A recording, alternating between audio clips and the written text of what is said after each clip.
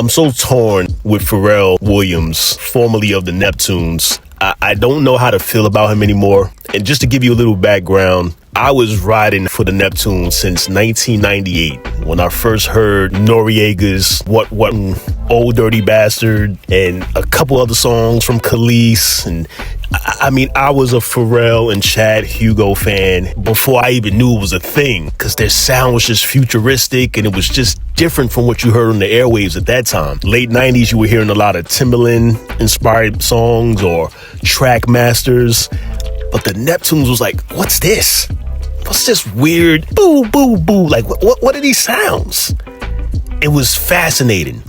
And I just rolled their wave all through the 2000s. I mean, let's be honest. They pretty much dominated the radio waves throughout the 2000s. From hip hop to pop to R&B. I mean, everyone you can think of. Britney Spears, Justin Timberlake, Toni Braxton, The Clips, Jay-Z, this, that. Everyone wanted a Neptunes track. And unfortunately, we're at a point now, I don't want to say they're obsolete. I mean, Pharrell is pretty much making music still.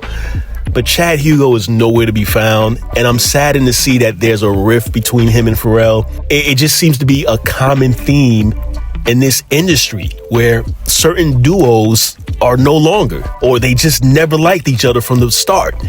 And these are guys that grew up together out in Virginia Beach and went to the same school, and I'm sure their families are, well acquainted. And to be at this point now where, there's lawsuits, and now Pharrell's like the face of Louis Vuitton, and he's on these Grammy stages, and he's making political statements and making speeches here and there. I just want guys to go back to the essence. And I know this is an ignorant take, but I kind of like the whole shut up and dribble narrative, but not what you think. It's more so like when you are gifted in a certain area, let's focus on that. It's not that you can't broaden your horizons and get into other lanes. It's just, do I want to hear Pharrell Williams' take on politics? Not really. Do I want to hear Pharrell's take on work ethic because he won a Grammy? Not really. I just want to hear his music. I want to be inspired by his music. I want to be inspired by his sound, not his political takes. Again, that doesn't mean he can't have opinions, but I don't want to give people like Pharrell the platform to spew out all of his opinions on things that, to me, shouldn't matter. Leave that to the experts. Leave that to the people who study this stuff and are knee deep into it. I don't want my music producers on grand stages voicing their opinions on politics and other things. It's just my take. And I would much rather see him and Chad make amends and become that duo once more that they were 25 years ago. Because it shouldn't be at this point. Especially with the way music is now and these guys being visionaries 25 years ago, they could really do some damage musically if they would have just put their differences aside. And I don't know the intricate details. I'm sure it's very contentious for both of them. Friends who maybe don't speak. I'm only speculating, but maybe don't speak at all anymore. Chad was always behind the scenes and kind of just, camera shy, and that's cool. Not everybody wants to be on camera. But to get to this point where you have all these duos, Pete Rock and CL Smooth, have had a 30-year riff.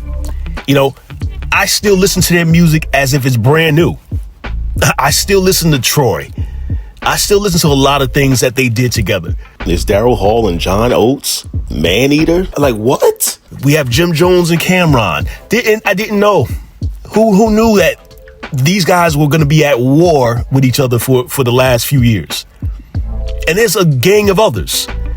It's like, man, these guys really didn't get along.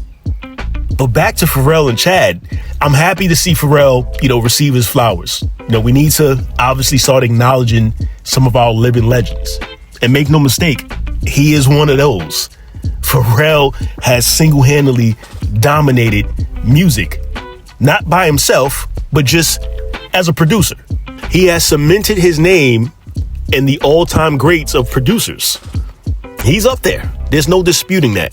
But I don't want to see Pharrell as this fashion head. I don't. I've watched this guy go from a trucker hat wearing, skater looking dude to now wearing, Louis Vuitton and bell bottom pants and certain clothing that I just didn't think was him.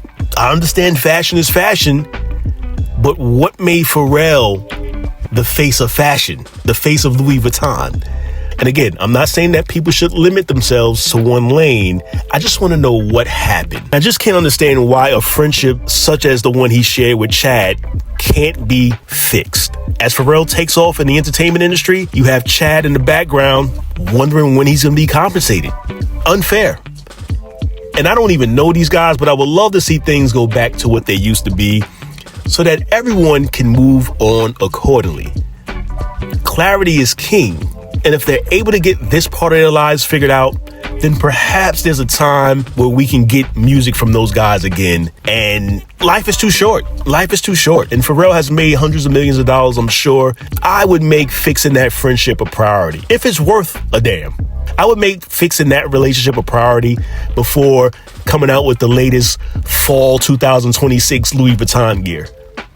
I understand what he gets paid for, but I would probably remove myself from that contract. Certain things in life should matter more. And maybe I'm not looking at it from a business perspective, but sometimes it's okay to put business to the side and just correct relationships that you hope to establish. If you no longer want to establish it, that's a different story. But something tells me these guys were friends for so long for a reason.